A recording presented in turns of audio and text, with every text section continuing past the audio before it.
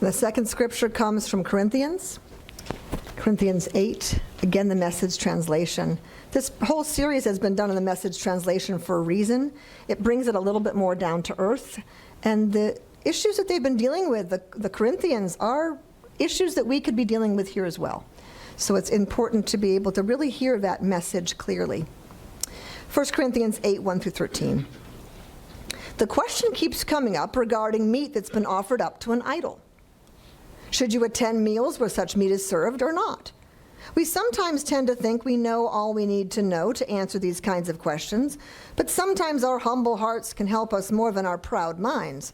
We never really know enough until we recognize that God alone knows it all. Some people say quite rightly that idols have no actual existence, that there's nothing to them, that there is no God other than our one God, that no matter how many of these so-called gods are named and worshipped, they still don't add up to anything but a tall story. They say again quite rightly that there's only one God the Father, that everything comes from him, and that he wants us to live for him. Also they say that there's only one Master, Jesus the Messiah, and everything is for his sake, including us, and yes, it's true. In strict logic then, nothing happened to the meat when it was offered up to an idol. It's just like any other meat. I know that and you know that, but knowing that isn't everything. If it becomes everything, some people end up as know-it-alls who treat others as know-nothings. Real knowledge isn't that insensitive. We need to be sensitive to the fact that we're not all the same level of understanding in this. Some of you have spent your entire lives eating idol meat, and I'm sure that there's nothing bad in the meat that then becomes something bad inside of you. An imagination and conscience shaped under those conditions isn't going to change overnight. But fortunately, God does not grade us on our diet. We're neither commended when we clean our plate, nor reprimanded when we just can't stomach it. But God does care when you use your freedom carelessly in a way that leads a fellow believer, still vulnerable, to those old associations to be thrown off track. For instance, say you flaunt your freedom by going to a banquet thrown in honor of idols, where the main course is meat sacrificed to idols. Isn't there great danger of someone still struggling over this issue? Someone who looks up to you as knowledgeable and mature sees you going to that banquet? The danger is that he'll become confused, maybe even to the point of getting mixed up himself in what his conscience tells him is wrong. Christ gave up his life for that person. Wouldn't you at least be willing to give up going to dinner for him? Because, as you say, it doesn't really make any difference. But it does make a difference if you hurt your friend terribly, risking his eternal ruin. When you hurt your friend, you hurt Christ. A free meal here and there isn't worth it, the cost of even one of these weak ones. So never go to these idol-tainted meals if there's any chance it will trip up one of your brothers and sisters. The word of the Lord. Thanks be to God. I didn't think we'd be talking about meat today. Hope we don't have many vegetarians here right now, because we're talking a lot about meat. The community in Corinth had a problem. The problem that once the animals were sacrificed during pagan rituals, the extra meat left over was sold in the markets. Okay, so it was sold, it's just meat.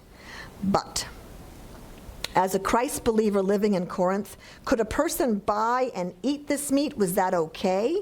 After all, it was sacrificed to pagan gods. And Corinth was known as in the first century as a classic pagan town. And it must have been very difficult for the new Christians, knowing the pagan culture that surrounded them, to have lived in a way that completely separated them from their culture. They lived there. They had to be around all these people. And when Paul writes to the community to deal with their problems, he always takes into account the fact that the Christ believers both live inside this world, but are also separate from it. And if the church in Corinth, the Corinthians, were to figure out how to embrace their new Christian values, they had to surrender their old way of living and embrace new ways of living. They need to be seen and to identify with being Christian. But they still lived in a world that was pagan and polytheistic, a world that worshipped many gods. Now, the mature Christians in this group could have cared less the meat was sold in the markets and then brought to someone's home to be served at a banquet, that it's made its first rounds in pagan ritual. They didn't care. But that's not the only consideration. You see, to the newer believer, this could be confusing. They were trying to put on a new cloak of belief, and they thought this meant leaving everything else behind them. And eating the meat wouldn't hurt them. There's no actual power in this meat to do damage to them or their faithfulness to God, but it was confusing. So how does this get resolved? Well, Paul tells the mature Christians to put their own needs and desires aside and instead focus on the needs of the community. Maybe just skip the banquets with the so-called tainted meat for a while. He tried to tell them that love in a community is an action, not just a feeling. And being a bit sacrificial for the sake of the entire community is a good thing. It makes sense when you hear it laid out like this, but it must have been frustrating to the people who just wanted to go to the banquet. But Paul was asking the more mature Christians to modify their behavior in order to protect the others and make sure the newer Christians would not be offended. It's a very interesting first century problem, isn't it? Nothing that we would ever encounter here in our time period, right?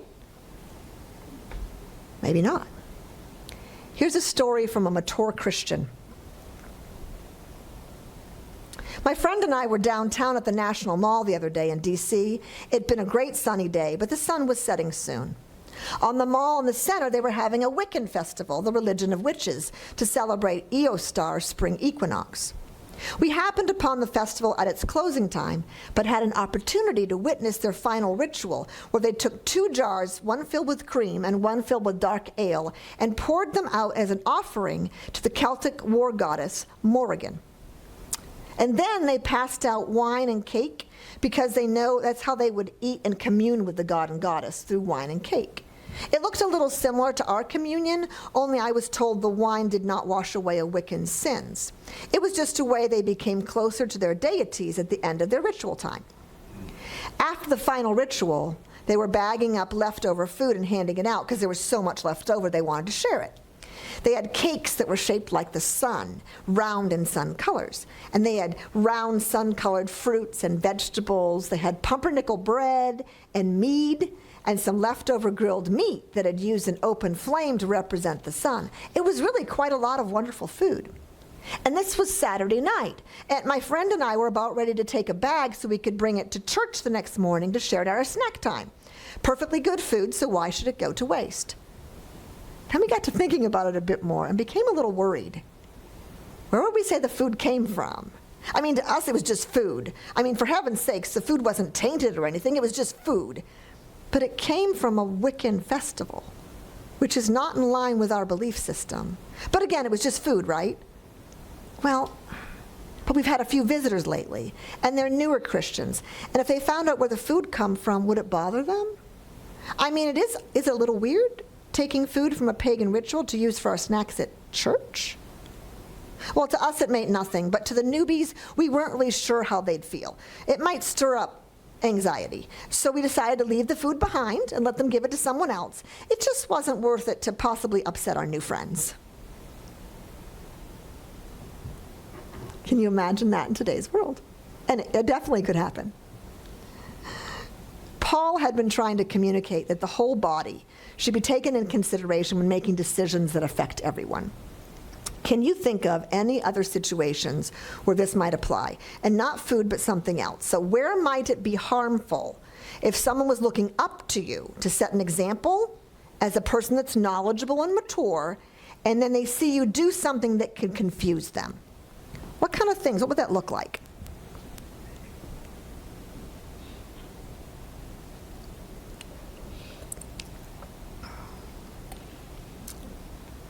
It's a hard one.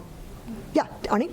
You could go to a movie that maybe has a tainted theme to it, Oh, and sees your friends there, and they think, well, she would normally go, or he would normally go to a show like that. They're doing that. sure. They see you walk into the movie theater and it's kind of a, let's just say a sexy show. You know, or something like that. That's interesting. That's a good one. What else? I think drinking alcohol. Drinking alcohol? Maybe even to excess. Some people, Yep, can be confusing to some people, sure. Absolutely. That's a good one. What else? Anything else?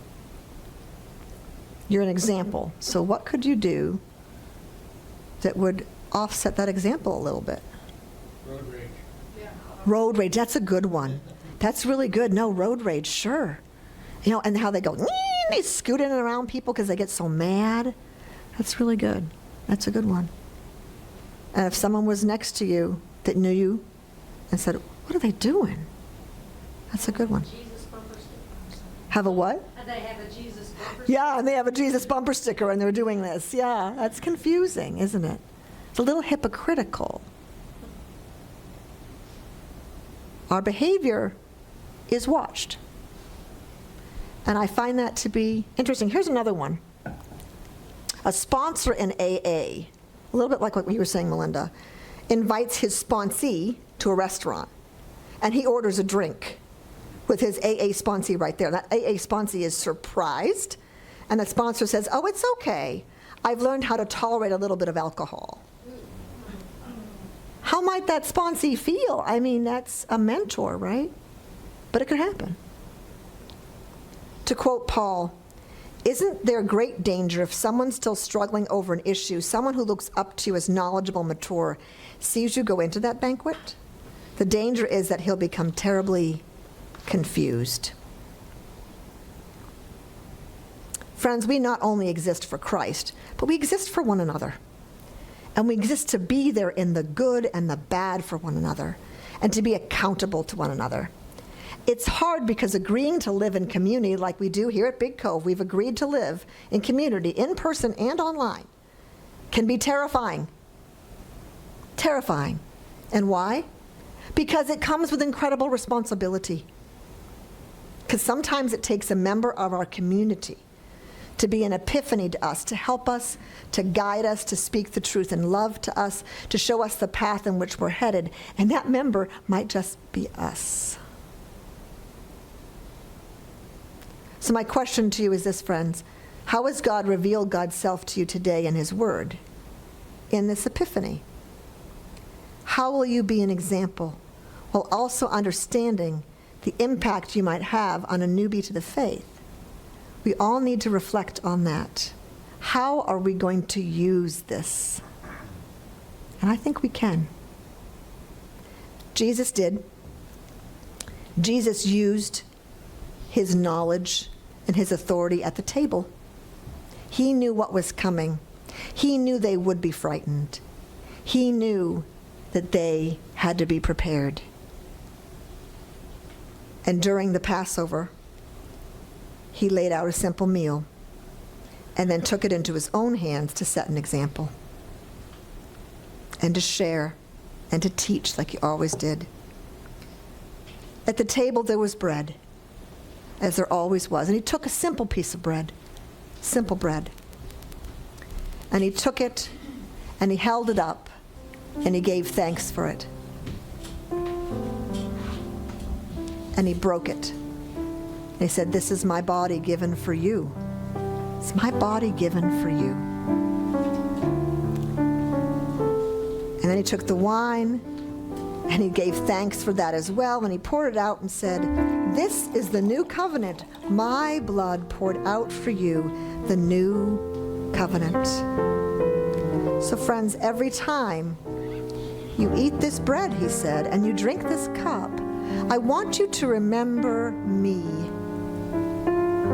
Remember my lessons. Remember what I've taught you. I won't always be there to help you. Take the example. Become like me.